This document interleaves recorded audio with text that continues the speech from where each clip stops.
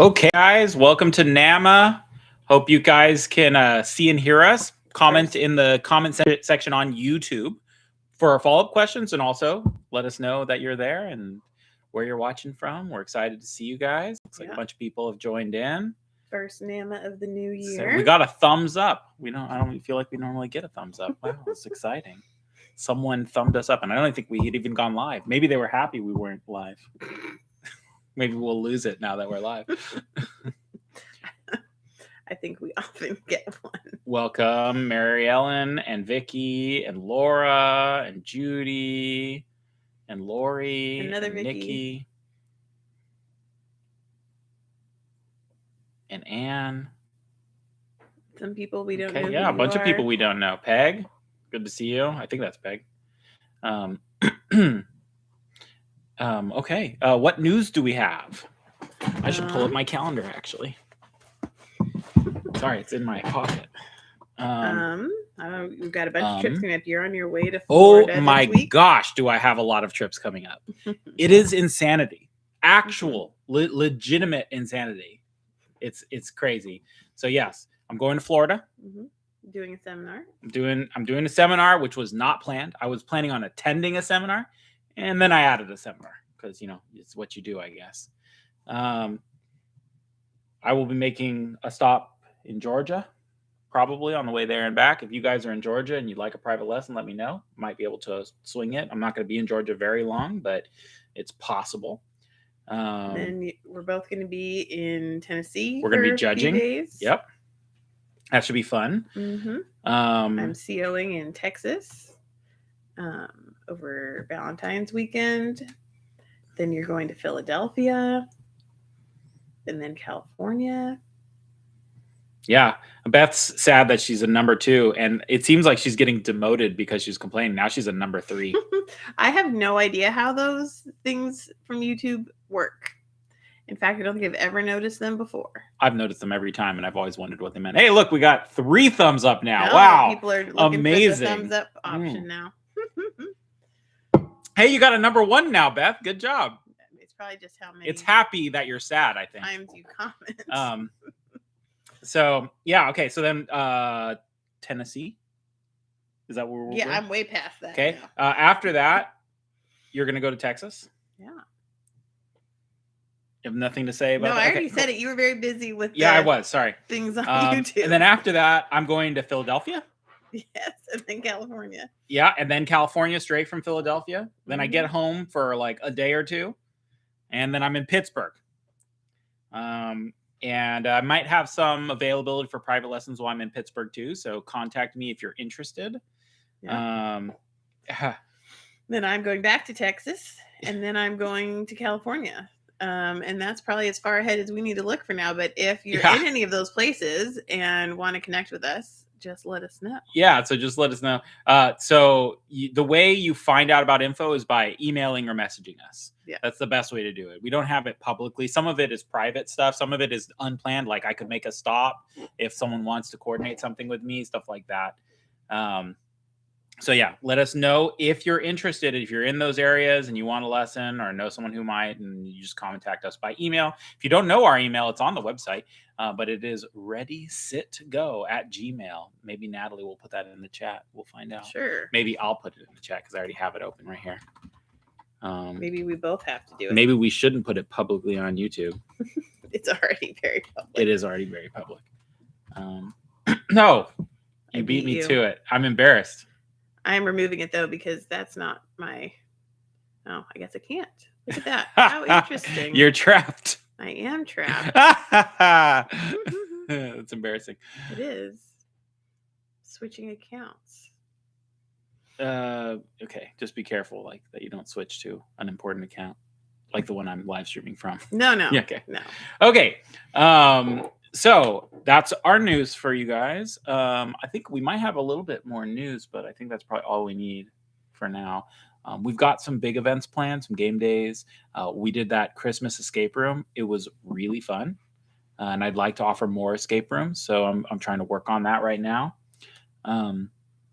Yeah, you have I'm working on my book that you're looking for, right? For yep, escape maybe. room?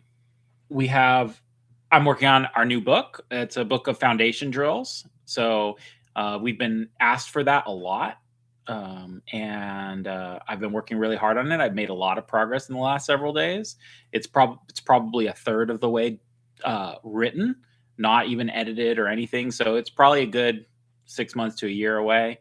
But maybe not if I like really put my head down and just work. But with all the traveling I'm doing, who knows? We'll see. We're not making any promises about when it's coming out. No, we're not making any promises.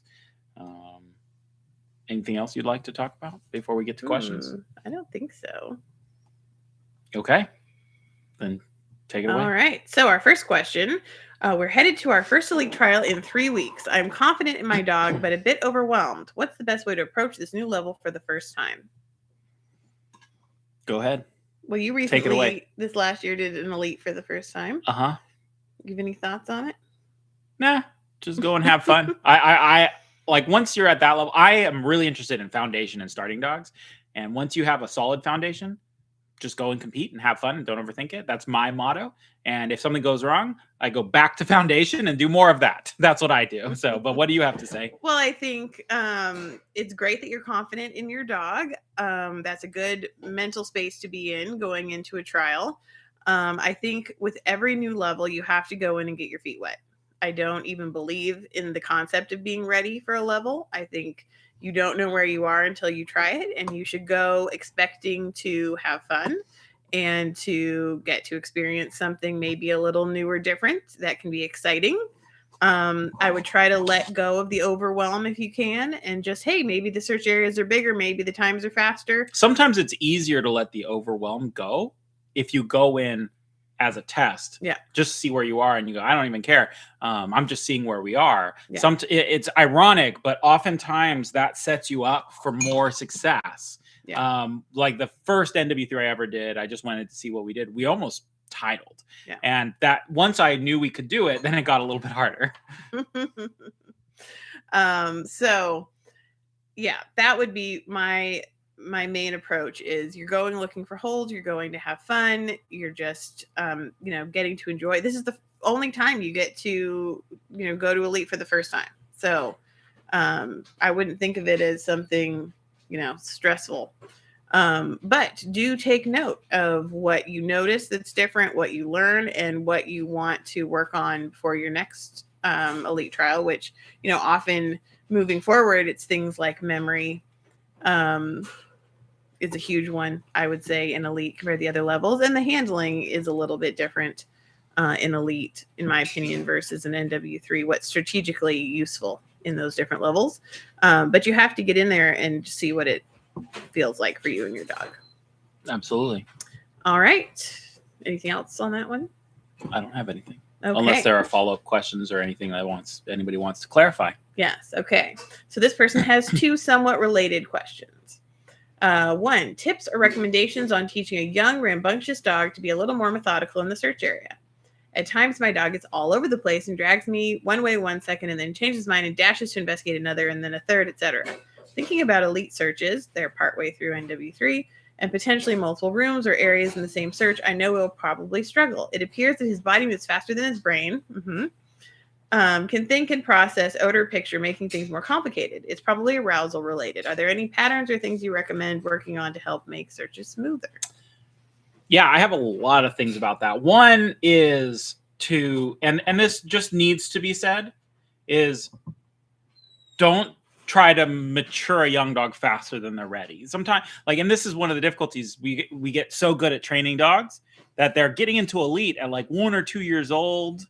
Well, maybe not that young. Usually, maybe not one. Okay, maybe 2 or 3 years old. It could happen that early. Yeah. And the dog has a whole life ahead of them, and they're still have a puppy brain, adolescent brain, whatever you want to call it. And natural maturing needs to happen. Now, that said, there are still some drills and techniques that you should use.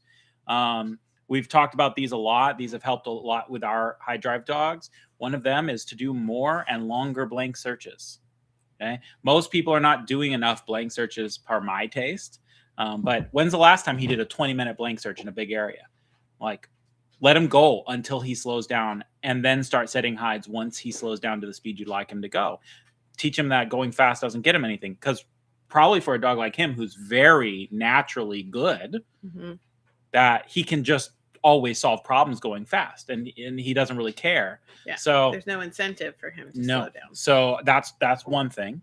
Another thing I would say is segmented searches, where the segments have one or blank areas, and they have to hides? Yeah, one hide or blank, and there are multiple of them, and the dog is going to have to respond and react to your leash pressure. That's going to be hard for a young, powerful dog at first. I know this dog, but the more he can learn to cooperate with you, the easier things are going to be for you. I don't think independence is going to be a problem for him. And if it is, we'll do some independence drills. But for him, I think learning to be more disciplined, learning to be more cooperative with you, that's going to help him a lot. I think inchworm would be helpful. Yeah. Especially off leash. And I would definitely do the version that we did with Icy the first time we played with it, which was off leash, where, for those of you who don't know the exercise, you have 2 hides down. When the dog finds one, you pick it up. When you're paying the second one they find, you're setting the first one back down, and you're going progressively down, usually often a wall or something. And it's very, very good for patterning perimeters and vehicles and other things. But anyway, the first time we played with it, Icy found the hide and then went and ran the whole thing, and then found the second hide, and I set the third, and she went and ran the whole thing. And she did that maybe to like the 6th or 8th hide, till she finally started slowing down and thinking, and it was really, really good for her. So I would definitely recommend that. Also close hide work in general. But all that being said, like Michael was saying, he can probably just solve stuff despite his insanity. If you watch Minnow's videos from her first elite trial, she did quite a bit of over here and over there and over there and over there, and was very, very effective in working out the hides. That doesn't mean that that's the way Michael would always want to run those trials with her. Maybe he would, maybe he wouldn't. But dogs can be effective in path finding that makes no sense to us. So I think we can modify those things for us, for our memory and for our time limits. But the dog often can solve stuff at really high speeds. The other thing maybe that might be useful is the running drill. Doing more searches while you are rushing the dog and trying to run them faster. And most dogs, like what you're describing, will agree and will take you up on that. And they'll run around and miss everything. And if you keep doing it, eventually the dog will learn, this is getting me nowhere. And they will slow themselves down to slow you down. And that can sometimes flip the script on the dog. Yeah.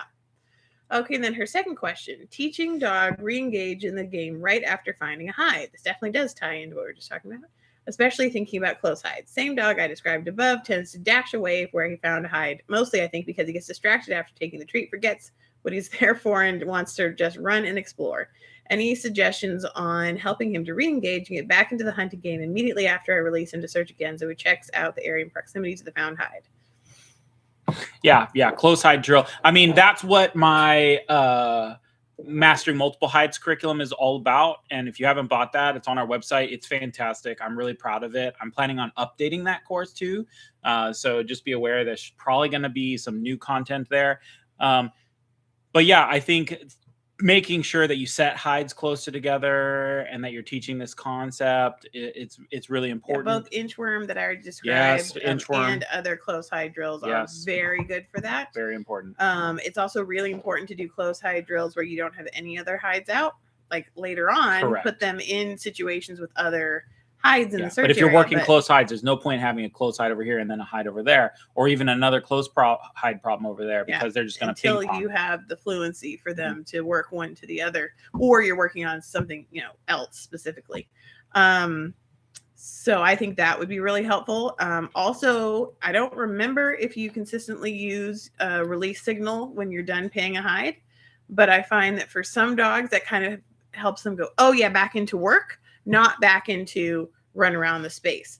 So doing that, especially while you're working on close hide work, I would incorporate that. I would have said almost the opposite. I mean, you do need to incorporate it, but I find that giving the release signal increases the dog's momentum. It depends on how you're doing it. Yeah. And I think in training, voice you're using more momentum voice and letting the dog learn from their mistakes can help desensitize them to it, which I think is very valuable. I think you have to use a balance, and it depends on what you're training or proofing or whatever. Because you both want them to be able to work through any added arousal and also want to be able to not add it when you don't mean to. Because sometimes our dogs are rushing off of hides because we put a little bit too much energy in how we stood up after we stopped paying, or how we turned, or how we stepped, and or just how we said search. So making sure that we're as in control of those things as we can be, and doing as little as possible, so that it is, if that is happening, it is the dog. But then again, proofing against us that even if I were to take a step away, the dog goes, "Where are you going? I'm working." Yeah. As always in nose work, everything is about balance. Okay, next question. Do you have anything to say about that? Okay. Are there dogs in your experience that either just can't be motivated to play nose work games or never really get excited about it? Is nose work worth the effort for every dog? And then we've got some follow-ups, but let's talk about it first. It depends a little bit on what you mean by that. Motivated to play nose work competitively on odor. Yeah, there's dogs that's not a value to, that aren't suitable for going into public and doing these things. That might be true. But I don't believe that there's any dog that wouldn't benefit from doing what their evolution has bred them to do, which is to use their nose to find food. That would enrich every dog's life. I don't care what they are. Like, if they're deaf and blind and in a wheelchair, you might make some adjustments, but I can't see how that wouldn't still enrich them if you made the appropriate adjustments. Yeah, we've all seen deaf and blind dogs who are amazing at nose work. Yes. But if they're not motivated for food, that's a severe issue in my mind. That's like, you should be looking at that medically and everything. But I think normal, like, you have to be so far off of normal to not benefit that I don't even know how to imagine that dog. And if they are that far off of normal, how can we swing them back in towards normal so that they could do it and benefit, like dogs who are significantly overweight? It's almost like a litmus test. Like, if they can't do this, then they're not even a normal dog, right? Like, we have to fix this. And then if they can do nose work, then, oh, wow, look, they're almost becoming a normal dog. They can become even more normal. Yes, exactly. And there are a lot of abnormal dogs in society. And there are a lot of dogs with really significant fear issues. But again, so it might look different than what we would do with a competition dog, a dog who is totally stable and that you want to compete with. If I had a coyote that I captured out of the wild, they could still do nose work type activities. They were already doing that in the wild. They were doing more than any. Am I going to put them on a leash and take them to a restaurant and search outside with cars and people going by? No, that's not fair to the coyote. I just have to change the environment slightly, you know? Yeah. There was another follow-up that says, in my opinion, those are the dogs that benefit the most. What dogs? There's a whole conversation. The weird dogs. The dogs who are difficult to motivate and everything, I'm pretty sure is what he's referring to. But worth the effort has a big human component. So is the handler willing to keep coming to? And I'm answering from an ethology or an animal welfare point of view. It's worth it for the animal. Mm-hmm. It might not be worth it for humans. I know a lot of pet people come to me for behavior problems, and I advise them to do nose work with their dog, but I don't push it because I think it would be good for the dogs, but it may not be something that the human feels is worth doing. Yeah. But there's all sorts of things that humans might not feel are worth doing that are important. Yeah. Michael had a student in herding many years ago who, was aware of nose work, but she didn't want to do a sport with her dog where she as the human didn't get to run a lot. Yeah. And so she just felt like, why would I do nose work? Now with her, like, you can run if you want. She also had her dog in a lot of other activities. So I don't think there was a huge problem with it, even though I'm sure the dog still would have benefited. But yeah, sometimes there's not much you can do with some handlers, some owners. So go ahead. Here's a follow-up in the chat here. How do you capture the handler interest in intro with primary when they aren't successful? So you're saying there's a dog in your intro class who's just is not making any progress, isn't being successful. They're not willing to eat? Because that's a severe behavioral issue. And like, we've had dogs who've come in and they're not willing to eat. We just spend, the first couple of weeks hand feeding the dog in the room their meal. They don't, no expectations, just there's food, there it is, eat it when you're ready. And there's homework for them at home about socialization, hand feeding. These kinds of things are important. Fair enough. Okay, it's someone else's class. So yeah, I would say in Ethology Institute, you call that a basic. That's a problem that's so basic it has to be treated before you do anything else. And I wouldn't say the class is not a valuable thing for the dog. It might be. You have to know, you have to have an intuition about what is going to be valuable for a dog or harmful to a dog. But I would generally say that the dog should keep coming. The dog should not be asked to do the same exercise as everyone else. The dog should just be asked to eat its food in the room until the dog is excited about that. And when the dog's excited about, then start having a few piles of food of the dog's, and that would be the dog's meal, in my opinion. And we're like starting from zero, or even saying, hey, this is something we need to treat in private lessons before we bring them into a group setting. Yeah, that might be I think, what he's saying here about capturing the handler's interest, it really depends on, does the handler have pre-existing buy-in where they really want their dog to get to do something and go to something? Or is the handler like, well, I thought I tried this would be fun, but because my dog's not immediately obsessed, I don't care anymore. Really depends on what their baseline is. I feel like they're already there. So in a way, they've already expressed interest. And so at that point, the conversation I'd be having with them is, I really think this is a valuable activity for your dog. Yeah.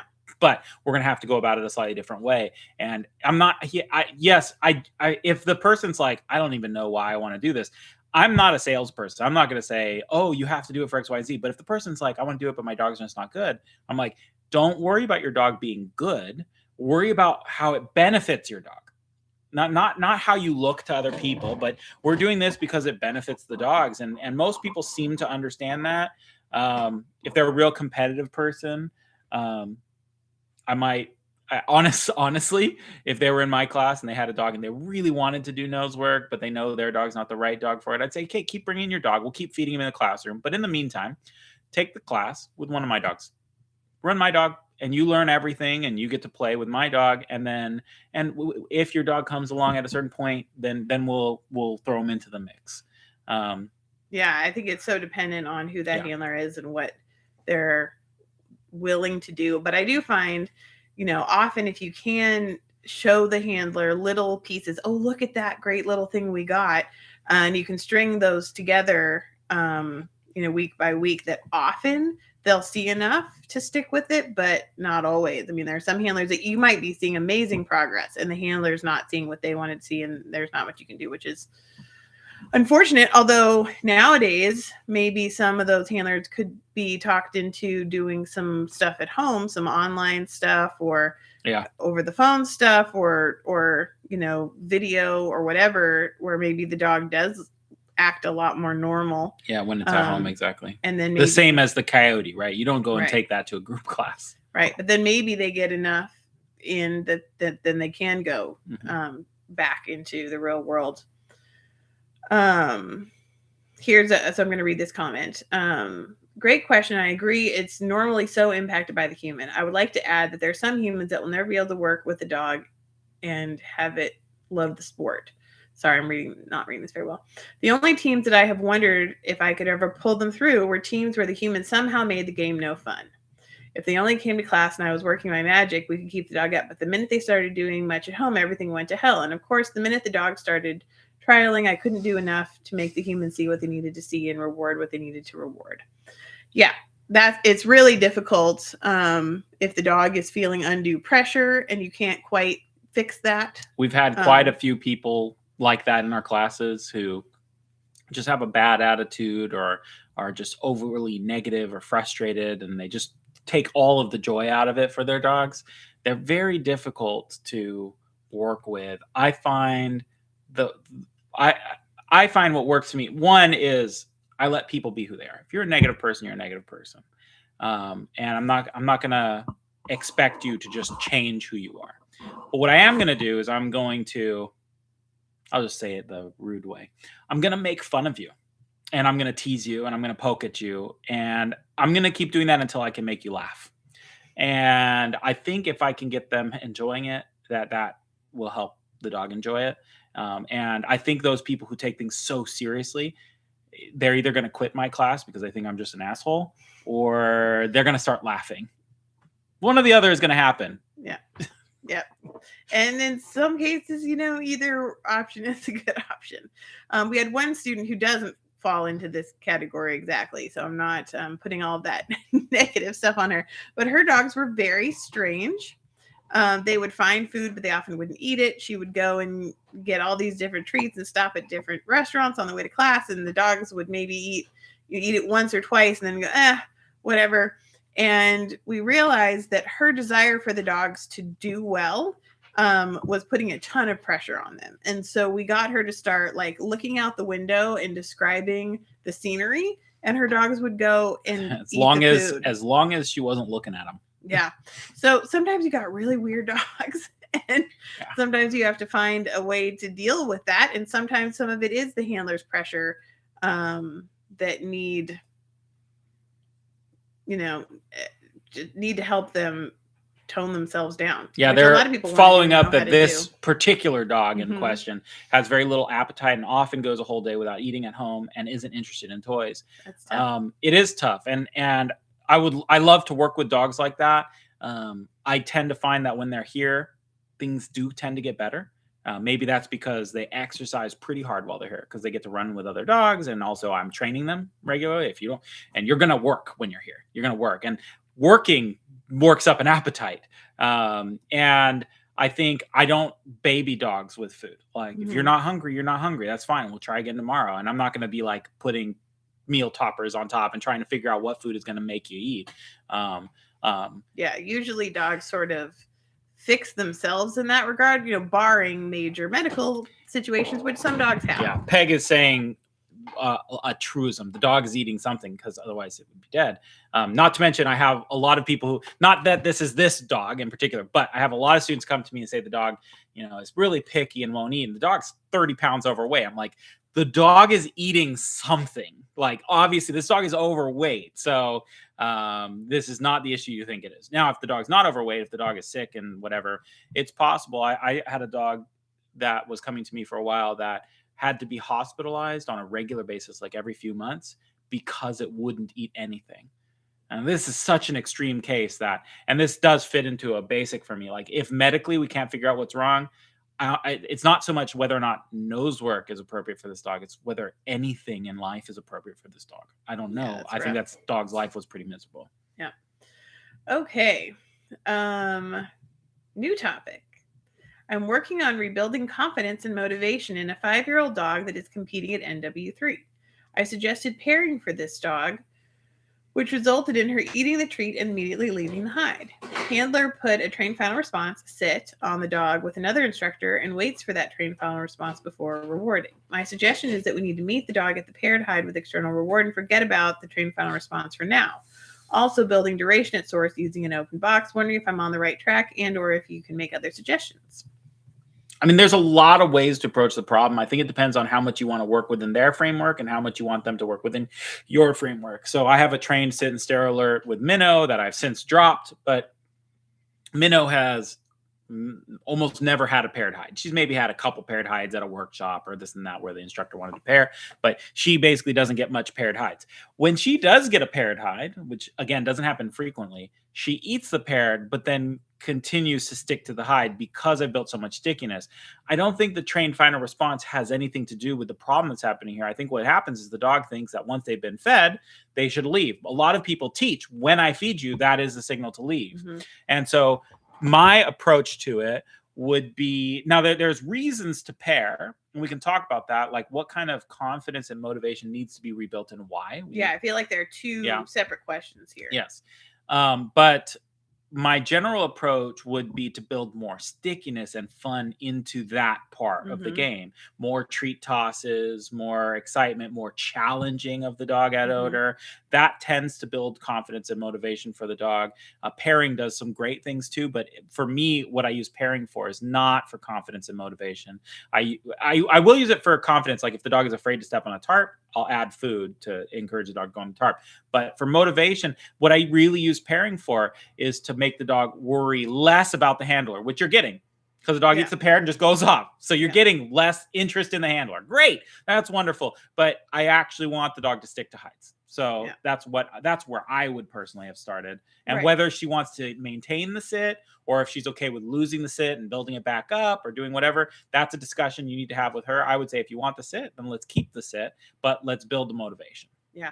And I'm wondering if the confidence and motivation have to do with the handler waiting out that sit and the dogs go, Because that can diminish the dog. Like, Yeah. maybe I'm wrong. right. I'm not getting a response from my handler. I don't really understand my TFR. Which they're already at the 100%. NW3, but that level of insecurity should have been worked out at the early stages of alert training. Right.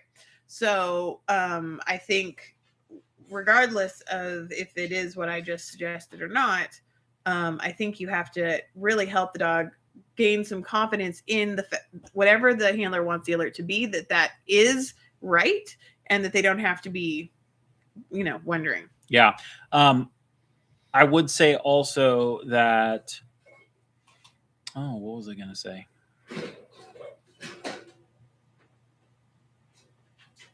I can't remember what I was going to say. Okay.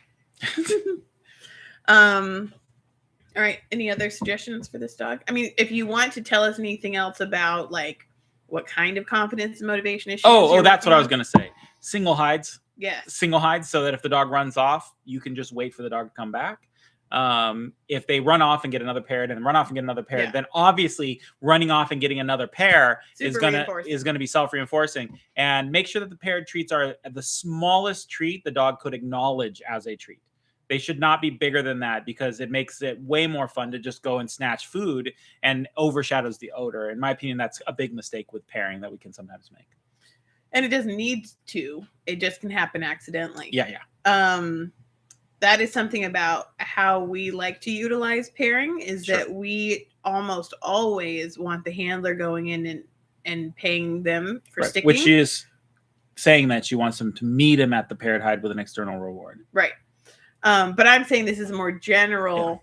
Yeah. I think that it's important that the dog doesn't practice a lot of just going and getting paired hides without the handler coming in. And so this dog probably hasn't because they haven't paired much from what I'm getting.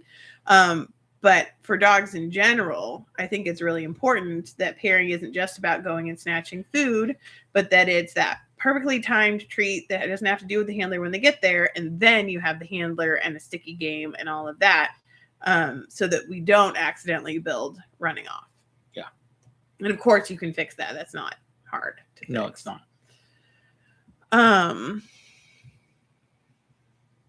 Okay. Sorry. Just reading some things.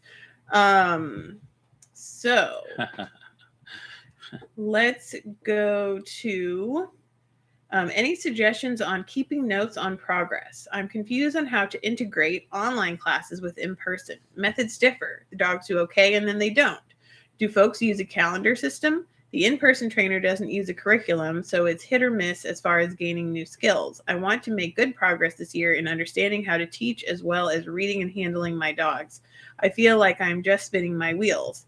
It's really 3 things: integrating my practice sessions and classes, in-person and online progress to higher levels. And so I asked a clarifying question about not using curriculum, and she says what we work on in class doesn't progress from week to week, and then also may just be hide setting without a particular goal. I don't keep notes on my progress.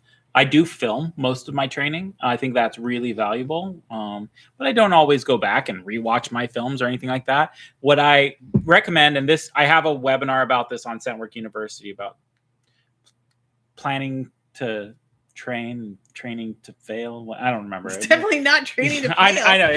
I'm joking. I'm teasing. I'll look it up. There's a seminar on Scentwork University about this, but I basically talk about every month or every other month, you're going to do a diagnostic search. You're going to do a blind search, one level above the level you are competing at, or a competition, and a blank search, ideally in a new location. And based on that, you have your curriculum for the next month or 2 months of fixing whatever holes you discover in your diagnostic searches. And there's always something to miss. And this is a valuable thing to get an outside eye on, so they can look and say, these are the things I would be working with your dog over the next couple months. Here are the drills. Here's how to scale the drills. And then you do that in your training. that's the way I train my own dogs. Is I pick particular skills that I feel are weak, and I progress them up to a certain level, and then I test. So it's called training to plan, planning to train. But it's a training plan webinar for people who don't keep copious notes. If you want to take notes, then go for it. But it's not easy to keep those notes sorted and like what details are important or not important. And some people have there are apps now, and there are notebooks specific to nose work and all that. Neither of us are really notes people. But after trials, we're definitely noting, what went well, what didn't, what do we need to work on. Something that we fall back on if we don't have an idea is, well, what's a foundation skill I haven't worked on recently? Exactly. Just to comment on what this person's saying about us youngsters not having to write it down. It's not so much about that. It's that I find that extended training plans and progressions aren't flexible enough to meet the needs of the dog in front of me. So I find it more valuable to assess what my dog needs every month or every other month. And I don't need to write that down because it's only 1 month of information at a time. If I was trying to build a much bigger several month or 6 month progression, I would need to write it down. And then I would probably, if I was training multiple dogs, some dogs would need to go faster, some dogs would need to go slower. But by breaking it into smaller chunks, it allows me to adjust to the individual dog's needs. And, in regard to what, if you want to write things down, I know people who use a big whiteboard and they have different sections for different dogs. Little flow chart. Yeah. I think it really is what works well for you. Some people love apps. Some people want something that's physical. To talk about. I should make an app. I'm not going to. No. It's too much work. People are doing it. You can let them do it. Yeah. Also, she's asking about integrating the online versus in person. And, I don't know exactly what your situation is, but if one of them you feel isn't really progressing you in a way that either makes sense to you or is an obvious progression, you could think of that one as that's your opportunity to go out in the world with someone else's eyes on you in a different space, run someone else's hides that smell like somebody else and all that, and not really worry about that part in terms of your progression that you're working on. Maybe even depending on how they do it, using that as your testing time a little bit. It sounds like she's teaching and training her dogs. So, I don't know what she means by that exactly. Yeah, but if you are, or even if you're not, it doesn't really matter. But what I think is really useful, rather than having progressions, is having a clear understanding of what are the skills you need at each level. And then once you understand these are the foundation skills, these are the NW2 or advanced level skills, these are and so on and so forth. Here are the skills that I need. And then do I have those skills or not? I think that then you can create a progression on your own. And you don't have to worry about other trainers giving it to you. Although there are trainers who are more than willing to give it to you. And if you want, you can book a private with us and we'll give you a progression to take with your dog. But I think knowing what skills you need is the key there. Then you can talk to your instructor about what you need from them. Mm-hmm. And most instructors are like, oh, yeah, you want to work on NW2 skills? Great. Here, let's start doing that. And and if your online instructor is giving you progressions that you're happy with or curriculum that you're happy with, you can maybe focus more on communicating with them about supplementary things you could be doing. I have done lots of going to different classes that weren't necessarily progressions, but there was going to be a skill that day that I was going to get, or I was going to get the opportunity to run my dog in front of different people, or, something that was valuable about getting out into the world versus maybe doing something a little bit more targeted. So, there's utility in lots of different kinds of training, but I do think it's important that you are making sure you're doing skill building and not just set a hide and run a hide, because that can end up creating problems. So, I think, looking at the 4 pillars, which is what we call our foundation stuff, but, hunt, drive, independence, problem solving, confidence, And making sure you're happy with all of those goes a long way, and you have to rework those. So that's not one and done. That's, especially if you're trialing, it's pretty regular. And then looking at your handler skills and what do you need to work on? Your leash handling, your footwork, your memory. What are the other handler skills that I'm not reinforcement, right timing, now? placing. Yeah. Memory. Yeah, I said that one. Okay. Yeah. Feel free to send us any follow-ups. Mm-hmm. Okay. Question. Looking for tips on teaching close proximity hides for a dog who has a bias that once they find one hide, the next must be far away and they immediately charge off to another area. So I think we pretty much answered that with the first question. And if you seriously, take a look at the Mastering Multiple Hides course. Maybe we need to offer discounts, and so many people are interested in it. Maybe we should reissue that discount. But it answers all of these questions in that course. It has that drill that you're looking for right in that course, and it teaches how to do it. And I show it with my dog, and it's all off leash. It's all independent learning from the dog, and then you can attach that into bigger training. But yeah, this is such a common thing to see in dogs and requests that we have. Inchworm and the close hide drill are two drills. We do them regularly in our classes. If you want, we can probably sell you a replay of one of our close hide classes. We have a lot. We do it so frequently that I'm sure I have like 10 classes that I could show you how we deal with it with multiple different dogs. So definitely let us know if you want that information. Yeah. But yeah, inchworm is definitely one of my favorite. Inchworm is so important. Yes. Yeah, but it is very handler intensive. So you got to be ready to do it. So you can practice without a dog a couple times. Yourself. Make sure you can do it because it's great learning if you get the mechanics right. It's a very mechanical drill. You need mechanics. Yeah. Okay, and then looking for ideas for beginner scent dog that often looks at the handler instead of searching.